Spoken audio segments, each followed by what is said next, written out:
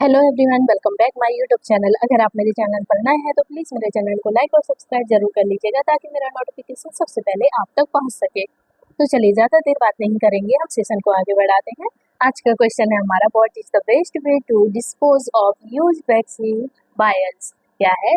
What is the best way to dispose of use vaccine vials, मतलब प्रयुक्त टीका शीशियों को निपटाने का सबसे अच्छा तरीका क्या है। बताइए, प्रयुक्त टीका शीशियों को निपटाने का सबसे अच्छा तरीका इनमें से क्या है? क्या है बताइए, राइट आंसर क्या होगा इसका? तो चलिए ऑप्शन देख लेते हैं। पहले हम ऑप्शन ए है हमारा, थ्रो इन डस्टबिन, मतलब डस्टबिन में फेंकना। ऑप्शन बी है रिटर्न टू हेल्थ सेंटर, मतलब स्वास्थ्य केंद्र लौटाना। ऑप्शन सी है वेरी डीपली, मतलब गहराई में गाड़ना। ऑप्शन डी है हमारा रीयूज फॉर अदर लिक्विड्स, मतलब अन्य तरल के लिए पुनः उपयोग। तो बताइए राइट आंसर क्या होगा? प्रयुक्त टीका शीशियों को निपटाने का सबसे अच्छा तरीका क्या है इनमें से? क्या होगा बताइए, राइट आंसर क्या हो जाएगा इसका? तो राइट आंसर हो जाएगा इसका option number B, return to health centre. क्या होगा? रिटर्न टू हेल्थ सेंटर, मतलब स्वास्थ्य केंद्र पर लौटाना। प्रयुक्त टीका शीशियों को निपटाने का सबसे अच्छा तरीका है स्वास्थ्य केंद्र लौटाना। ठीक है, स्वास्थ्य केंद्र पर उन्हें लौटा देना, इसका राइट आंसर हो जाएगा। ठीक है, प्रयुक्त टीका शीशियों को निपटाने का सबसे अच्छा तरीका है रिटर्न टू हेल्थ सेंटर। ठीक है, रिटर्न टू हेल्थ सेंटर। प्रयुक्त टीका वैक्सीन वायल को सुरक्षित निस्तारण के लिए स्वास्थ्य केंद्र लौटाना चाहिए। ठीक है, स्वास्थ्य केंद्र लौटाना चाहिए, इसका राइट आंसर हो जाएगा।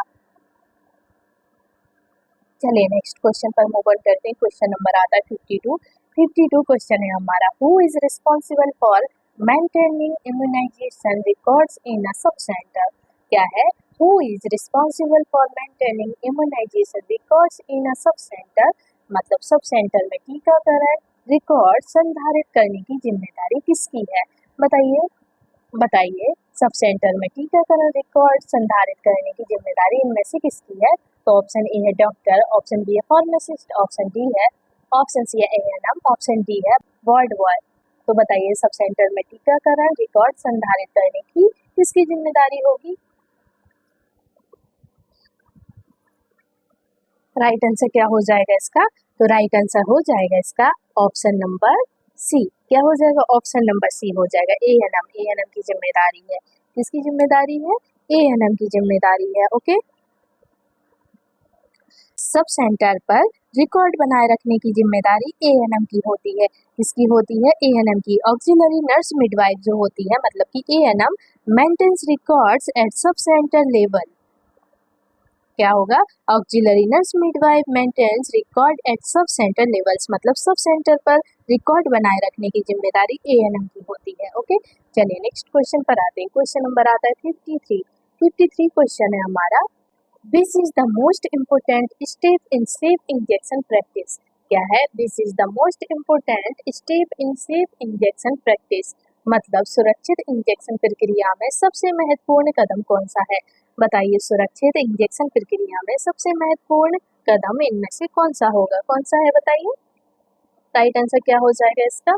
तो चलिए ऑप्शन देख लेते हैं। ऑप्शन ए है यूज न्यू नीडल, मतलब नई सुई का उपयोग करना। ऑप्शन बी है रब अल्कोहल लेटर, मतलब बाद में अल्कोहल लगाना। ऑप्शन सी है रिकैप नीडल आफ्टर यूज, मतलब इस्तेमाल के बाद सुई को ढकना।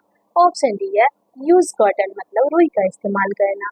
बताइए राइट आंसर क्या हुआ इसका? सुरक्षित इंजेक्शन प्रक्रिया में सबसे महत्वपूर्ण कदम कौन सा होगा? कौन सा होगा बताइए? तो राइट आंसर हो जाएगा इसका ऑप्शन नंबर ए। क्या हो जाएगा? ऑप्शन नंबर ए हो जाएगा इसका राइट आंसर, नई सुई का उपयोग करना।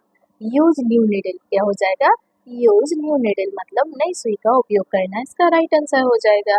हर इंजेक्शन के लिए नई सुई का प्रयोग करना जरूरी है। ठीक है, हर इंजेक्शन के लिए नई सुई का प्रयोग करना सबसे जरूरी है।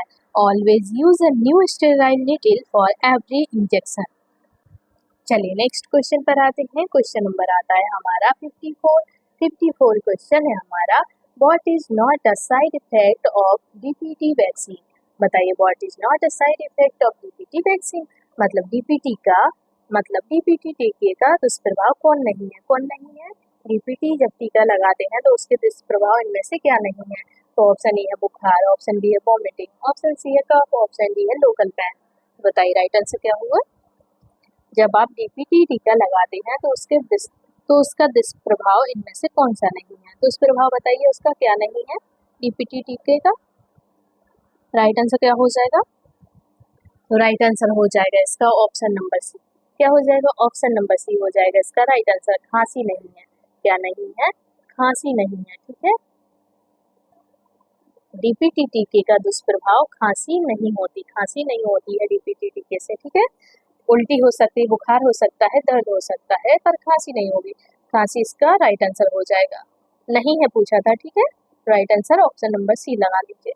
चलिए नेक्स्ट क्वेश्चन पर आते हैं। क्वेश्चन नंबर आता है 55 क्वेश्चन है हमारा। Which group is most vulnerable for vaccine preventable diseases? क्या है, which group is most vulnerable for vaccine preventable diseases? मतलब टीका निरोध बीमारियों के लिए सबसे अधिक संवेदनशील समूह कौन सा है। बताइए, टीका निरोध बीमारियों के लिए सबसे अधिक संवेदनशील समूह कौन सा है इनमें से।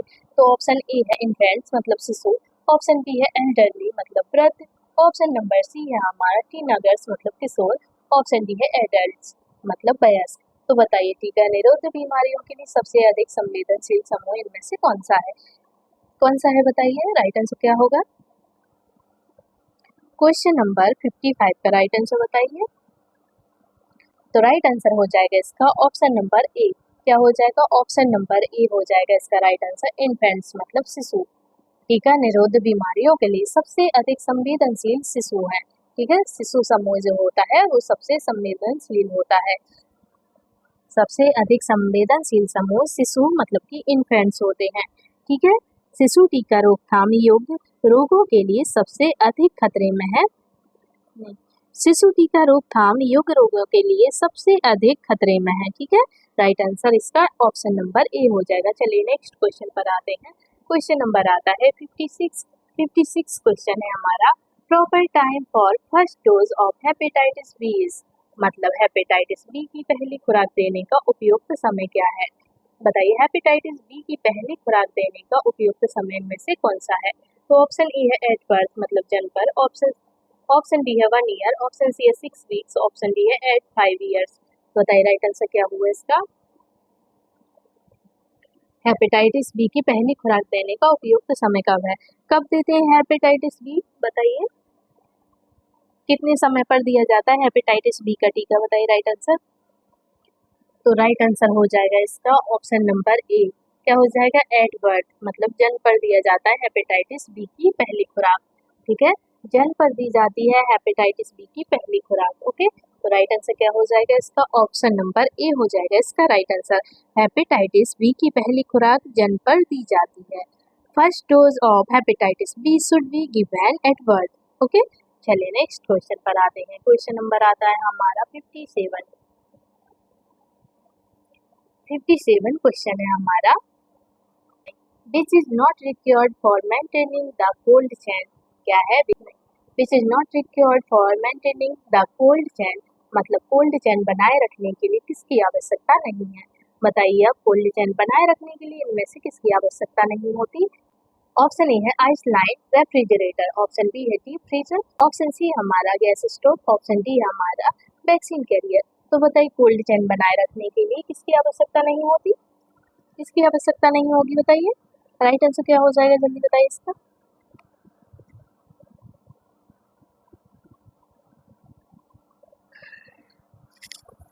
तो राइट आंसर हो जाएगा इसका ऑप्शन नंबर सी।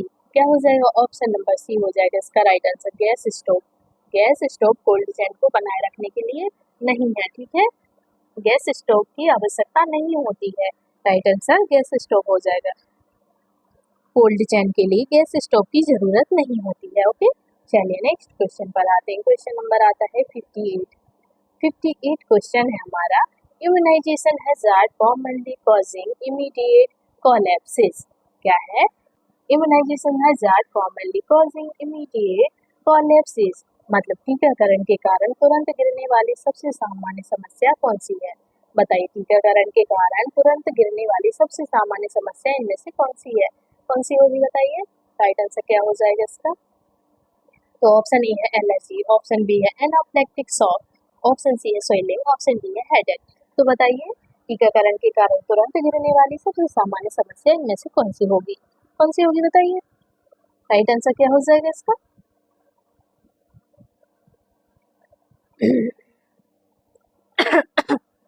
तो राइट आंसर हो जाएगा इसका ऑप्शन नंबर बी, एनाफ्लेक्टिक शॉक। क्या होगा? एनाफ्लेक्टिक शॉक इसका राइट आंसर हो जाएगा।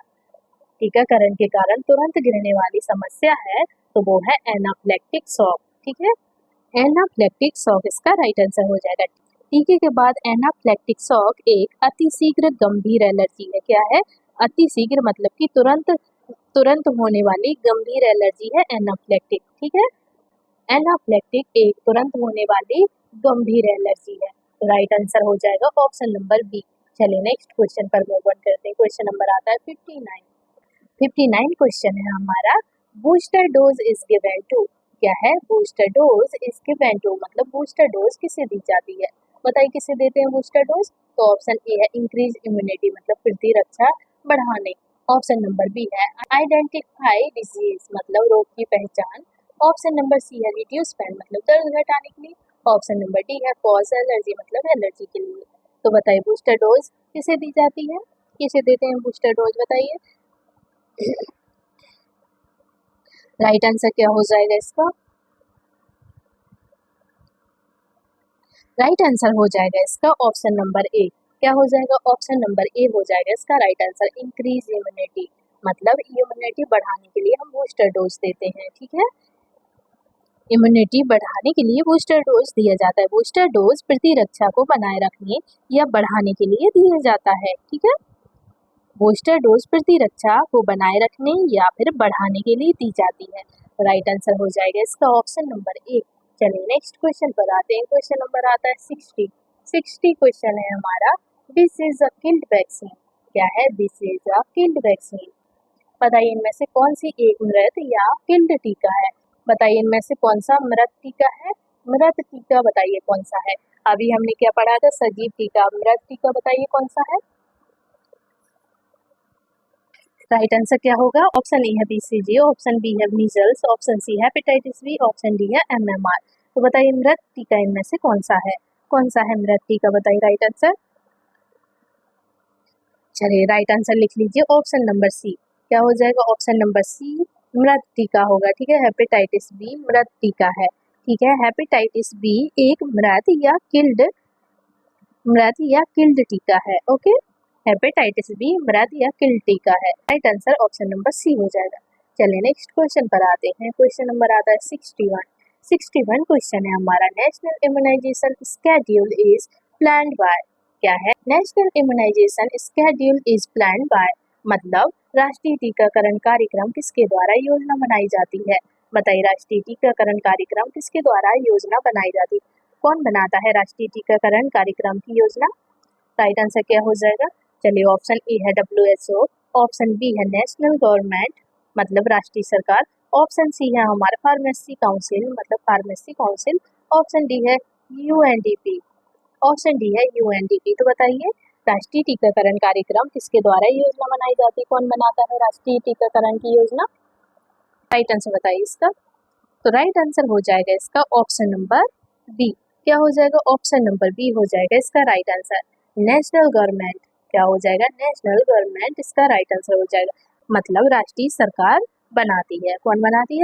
राष्ट्रीय सरकार योजना बनाती है। ठीक है, राष्ट्रीय टीकाकरण योजना सरकार द्वारा संचालित होती है। इसके द्वारा संचालित होती है मतलब राष्ट्रीय सरकार द्वारा संचालित होती है। Right answer option number B हो जाएगा।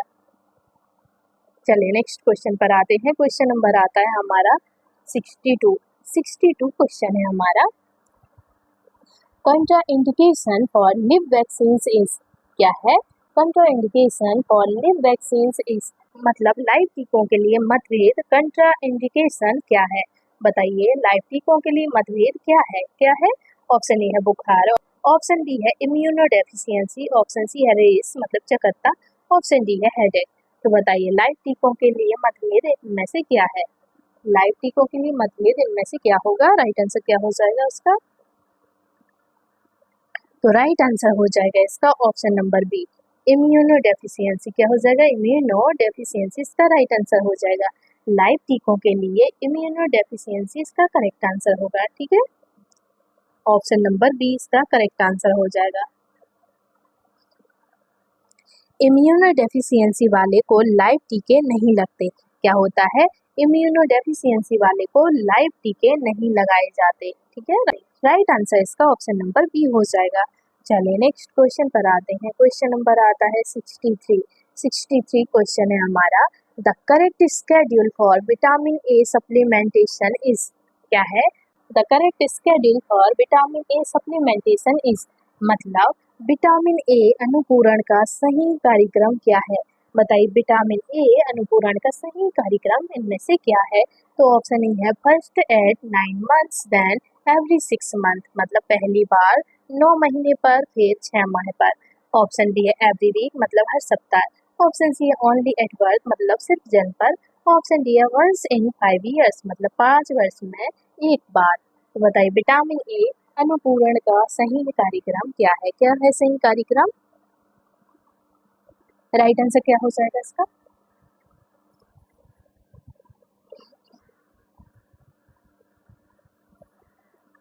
तो राइट आंसर हो जाएगा इसका ऑप्शन नंबर ए।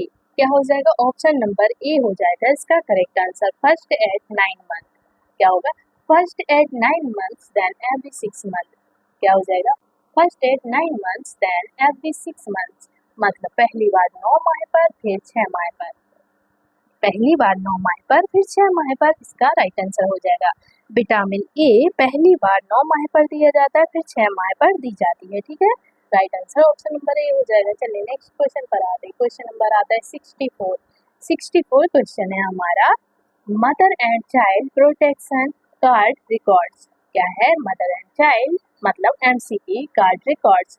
एमसीपी का फुल फॉर्म हुआ मदर एंड चाइल्ड प्रोटेक्शन, क्या होगा, mother and child protection. MCP का full form mother and child protection cards is, मतलब मदर एंड चाइल्ड प्रोटेक्शन मतलब एमसीपी कार्ड में क्या दर्ज होता है। बताइए एमसीपी जो कार्ड होता है उसमें क्या दर्ज होता है। तो ऑप्शन ए है ओनली मदर डिटेल्स, मतलब माँ का विवरण, मतलब सिर्फ माँ का विवरण। ऑप्शन बी है ओनली चाइल्ड्स हाइट, मतलब सिर्फ बच्चे की ऊंचाई। Option C immunisation and growth details, मतलब टीकाकरण और वृद्धि विवरण। ऑप्शन डी है नॉन ऑफ दीज, मतलब इनमें से कोई नहीं। तो बताइए mother and child protection card में क्या दर्ज होता है, क्या दर्ज होता है बताइए। राइट आंसर क्या हो जाएगा इसका। तो राइट आंसर लिख लीजिए इसका ऑप्शन नंबर सी। क्या हो जाएगा, ऑप्शन नंबर सी हो जाएगा इसका correct answer. Immunisation and growth details, क्या होगा, इम्यूनाइजेशन एंड ग्रोथ डिटेल्स मतलब टीकाकरण और वृद्धि विवरण, इसका राइट आंसर हो जाएगा। क्या हो जाएगा, टीकाकरण और वृद्धि विवरण, इसका राइट आंसर हो जाएगा। टीकाकरण और वृद्धि विवरण, इसका राइट आंसर हो जाएगा। एमसीपी कार्ड में टीकाकरण और वृद्धि दोनों का विवरण होता है। ठीक है, चलिए नेक्स्ट क्वेश्चन पर आते हैं। क्वेश्चन नंबर आता है 65 क्वेश्चन है हमारा। For mass immunisation based method to ensure safety, क्या है, for mass immunisation based method to ensure safety मतलब सर्वाधिक सुरक्षा के लिए सामूहिक टीकाकरण का सर्वोत्तम तरीका है। बताइए क्या है सर्वोत्तम तरीका। सर्वाधिक सुरक्षा के लिए सामूहिक टीकाकरण का सर्वोत्तम तरीका क्या है। तो ऑप्शन ए है मल्टी यूज नीडल, मतलब बहुउपयोगी सुई, मतलब बहुउपयोग सुई। ऑप्शन बी है स्टेरिलाइज आफ्टर ईच यूज, मतलब हर इस्तेमाल बाद नसबंदी। ऑप्शन सी है यूज डिस्पोजेबल सिरिंजेस, मतलब डिस्पोजल सिरिंज का उपयोग। ऑप्शन डी है यूज क्लॉथ फॉर वाइपिंग, मतलब साफ करने के लिए कपड़ा। बताइए राइट आंसर क्या हुआ। सर्वाधिक सुरक्षा के लिए सामूहिक टीकाकरण का सर्वोत्तम तरीका कौन सा है, कौन सा है बताइए इनमें से। राइट आंसर क्या हो जाएगा इसका। राइट आंसर हो जाएगा इसका ऑप्शन नंबर सी। क्या हो जाएगा, ऑप्शन नंबर सी हो जाएगा इसका राइट आंसर। ठीक है, यू डिस्पोजेबल सिरिंजेस, क्या होगा, यूज डिस्पोजेबल सिरिंजेस, इसका राइट आंसर हो जाएगा। मतलब डिस्पोजेबल सिरिंज का उपयोग करना, क्या होगा, डिस्पोजेबल सिरिंज का उपयोग करना, इसका करेक्ट आंसर हो जाएगा। ठीक है, सामूहिक टीकाकरण में डिस्पोजल सिरिंज सबसे सुरक्षित होती है। ठीक है, राइट आंसर हो जाएगा इसका ऑप्शन नंबर सी। चलिए नेक्स्ट क्वेश्चन पर आते हैं। क्वेश्चन नंबर आता है हमारा 66। 66 क्वेश्चन है। 66 क्वेश्चन है हमारा, this is not part of immunisation drive planning. क्या है? This is not part of immunisation drive planning, मतलब टीकाकरण अभियान योजना का हिस्सा कौन सा नहीं है? बताइए, टीकाकरण अभियान योजना का हिस्सा इनमें से कौन सा नहीं है? तो ऑप्शन ए है माइक्रो प्लानिंग, ऑप्शन बी है staff allocation, option number C है music arrangement, option number D है लॉजिस्टिक मैनेजमेंट। बताइए राइट आंसर क्या हुआ इसका? टीकाकरण अभियान योजना का हिस्सा नहीं है। कौन सा हिस्सा नहीं बताइए? क्वेश्चन नंबर 66 का राइट आंसर बताइए।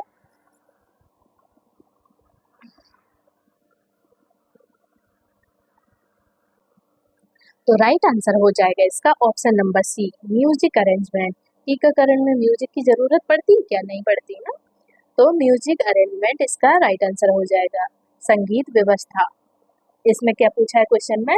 टीकाकरण अभियान योजना का हिस्सा कौन सा नहीं है? नहीं है पूछा है, ठीक है। माइक्रो प्लानिंग है, स्टाफ आवंटन है, लॉजिस्टिक प्रबंधन भी है, पर संगीत व्यवस्था नहीं है, ठीक है। Right answer option number C हो जाएगा। अभियान योजना में संगीत व्यवस्था का कोई स्थान नहीं है, ठीक है। चलिए नेक्स्ट क्वेश्चन पर आते हैं। क्वेश्चन नंबर आता है 67। 67 क्वेश्चन है हमारा। 67 क्वेश्चन है हमारा, what is the main aim of immunisation drives. क्या है? What is the main aim of immunisation drives, मतलब टीकाकरण अभियानों का मुख्य उद्देश्य क्या है? बताइए, टीकाकरण अभियानों का मुख्य उद्देश्य इनमें से क्या है? तो ऑप्शन ए है आइडेंटिफाई, ऑप्शन ए है आइडेंटिफाई अनवैक्सीनेटेड, मतलब टीकाकृत नहीं मिले बच्चों की पहचान। ऑप्शन नंबर बी है ensure all children are covered, मतलब सभी बच्चों को कवर्ड करना। ऑप्शन नंबर सी है कलेक्ट फी, मतलब शुल्क लेना। ऑप्शन नंबर डी है अवार्ड डिस्ट्रीब्यूशन, मतलब इनाम देना। तो बताइए राइट आंसर क्या हुआ इसका? टीकाकरण अभियानों का मुख्य उद्देश्य क्या है? क्या है इनमें से मुख्य उद्देश्य? राइट आंसर बताइए जल्दी। तो राइट आंसर हो जाएगा इसका ऑप्शन नंबर बी। क्या हो जाएगा? ऑप्शन नंबर बी हो जाएगा इसका right answer. Ensure all children are covered. क्या होगा? Ensure all children are covered, इसका राइट आंसर हो जाएगा, मतलब सभी बच्चों को कवर्ड करना। क्या होगा? सभी बच्चों को कवर्ड करना, इसका राइट आंसर हो जाएगा, ठीक है। सभी बच्चों को कवर्ड करना राइट आंसर हो जाएगा। अब अभियानों का उद्देश्य होता है सभी बच्चों को टीकाकरण सुनिश्चित करना, ठीक है। अभियानों का उद्देश्य होता है सभी बच्चों का टीकाकरण सुनिश्चित करना। ओके, राइट आंसर इसका ऑप्शन नंबर बी हो जाएगा। चलिए नेक्स्ट क्वेश्चन पर आते हैं। क्वेश्चन नंबर आता है 68। 68 क्वेश्चन है हमारा, what is the recommended method for cleaning hands before vaccination. क्या है? What is the recommended method for cleaning hands before vaccination, मतलब टीका देने से पहले हाथ साफ करने की अनुशंसित विधि क्या है? बताइए, टीका देने से पहले हाथ साफ करने की अनुशंसित विधि इनमें से क्या है? तो ऑप्शन ए है वाटर ओनली, मतलब सिर्फ पानी। ऑप्शन नंबर बी है हमारा, ऑप्शन नंबर बी है अल्कोहल बेस्ड हैंड रब, मतलब अल्कोहल आधारित सैनिटाइजर। ऑप्शन सी है क्लॉथ, मतलब कपड़ा। ऑप्शन डी है सैंड, मतलब रेत। तो बताइए राइट आंसर क्या होगा? टीकाकरण देने से पहले हाथ साफ करने की अनुशंसित विधि इनमें से क्या है? क्या है बताइए? राइट आंसर क्या हो जाएगा इसका? तो राइट आंसर हो जाएगा इसका option number B, alcohol based hand rub. क्या होगा? अल्कोहल बेस्ड हैंड रब, मतलब अल्कोहल आधारित सैनिटाइजर, इसका करेक्ट आंसर हो जाएगा, ठीक है। अल्कोहल बेस्ड हैंड रब इसका राइट आंसर हो जाएगा। टीकाकरण से पहले अल्कोहल सैनिटाइजर से हाथ साफ करना सबसे अच्छा होता है, ठीक है। Right answer option number B लगा लीजिए। चलिए नेक्स्ट क्वेश्चन पर आते हैं। क्वेश्चन नंबर आता है 69। 69 क्वेश्चन है हमारा, injection site for TT in adults. क्या है? Injection site for TT in adults, मतलब वयस्कों में टीटी का इंजेक्शन स्थल क्या है? बताइए, वयस्कों में टीटी का इंजेक्शन स्थल क्या है? तो ऑप्शन ए है बटॉक, मतलब नितंब। ऑप्शन बी है एंटीरोलेटरल थाई, मतलब एंटीरोलेटरल जांग। ऑप्शन सी है deltoid muscles. Option number D है फोर आर्म, मतलब भुजा। तो राइट आंसर क्या हुआ इसका? वयस्कों में टीटी का इंजेक्शन स्थल क्या है? इनमें से क्या है बताइए राइट आंसर? तो राइट आंसर हो जाएगा इसका ऑप्शन नंबर सी। क्या हो जाएगा? ऑप्शन नंबर सी हो जाएगा इसका राइट आंसर। डेल्टॉइड मसल क्या होगा? डेल्टॉइड मसल इसका राइट आंसर हो जाएगा। बायस्को में टीटी का इंजेक्शन का स्थान है डेल्टॉइड मसल। डेल्टॉइड मसल में टीटी का इंजेक्शन दिया जाता है बायस्को को, ठीक है। बायस्को में टीटी इंजेक्शन डेल्टॉइड मसल्स में दिया जाता है।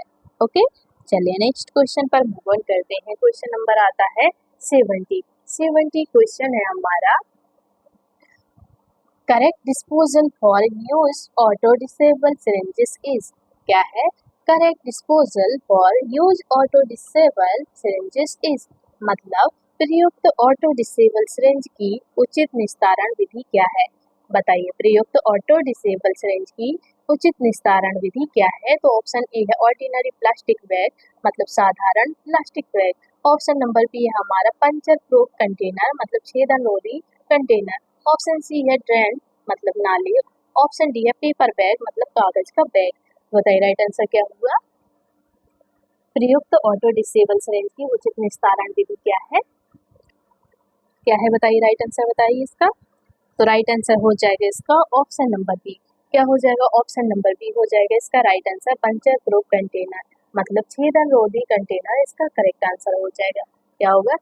छेदन रोधी कंटेनर विधि इसका राइट आंसर हो जाएगा, ठीक है। छेदन रोधी container.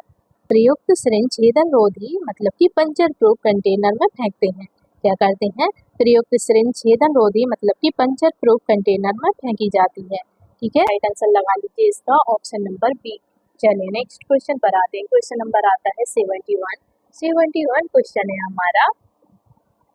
Return zero dose refers to. क्या है? Return zero dose refers to मतलब जीरो डोज किसे कहते हैं? अब बताइए जीरो डोज किसे कहते हैं? तो ऑप्शन ए है फर्स्ट एवर डोज मतलब सबसे पहली खुराक। ऑप्शन बी है मिस डोज मतलब चूकी हुई खुराक। ऑप्शन नंबर सी है हमारा एक्स्ट्रा डोज मतलब अतिरिक्त खुराक। ऑप्शन डी है हमारा लास्ट डोज मतलब अंतिम खुराक। तो बताइए जीरो डोज किसे कहा जाता है? किसे कहते हैं जीरो डोज? बताइए राइट आंसर क्या हो जाएगा? राइट आंसर हो जाएगा इसका ऑप्शन नंबर ए। क्या हो जाएगा? ऑप्शन नंबर ए हो जाएगा। पहली खुराक को हम जीरो डोज बोलते हैं। फर्स्ट एवर डोज को जीरो डोज बोला जाता है, ठीक है। फर्स्ट एवर डोज मतलब जीरो डोज। जीरो डोज पहले दी जाने वाली खुराक है। क्या है? जीरो डोज पहले दी जाने वाली खुराक है। आमतौर पर कब दी जाती है? जन्म पर दी जाती है, ठीक है। आमतौर पर जन्म पर दी जाती है पहली खुराक। चलिए नेक्स्ट क्वेश्चन पर आते हैं। क्वेश्चन नंबर आता है 72 क्वेश्चन है हमारा। What is not a route of vaccine administration. क्या है? What is not a route of vaccine administration मतलब टीका देने का मार्ग कौन सा नहीं है? बताइए टीका देने का मार्ग कौन सा नहीं है इनमें से? तो ऑप्शन ए है ओरल। ऑप्शन बी है इंट्रामस्कुलर। ऑप्शन सी है टॉपिकल मतलब त्वचा पर। ऑप्शन डी है सबक्यूटेनियस मतलब त्वचा के नीचे। तो बताइए टीका देने का मार्ग इनमें से कौन सा नहीं है? नहीं है पूछा है। टीका कहाँ नहीं देते बताइए? टीका कौन सी जगह पर नहीं दिया जाता? इनमें से राइट आंसर बताइए क्या हो जाएगा? राइट आंसर हो जाएगा इसका ऑप्शन नंबर सी। क्या हो जाएगा? Option number C. टीका त्वचा पर कभी नहीं देते हैं, ठीक है। त्वचा पर नहीं देते, त्वचा के नीचे देते हैं, पर त्वचा पर टीका नहीं दिया जाता। तो राइट आंसर क्या हो जाएगा? ऑप्शन नंबर सी, ठीक है। ऑप्शन नंबर सी हो जाएगा राइट आंसर।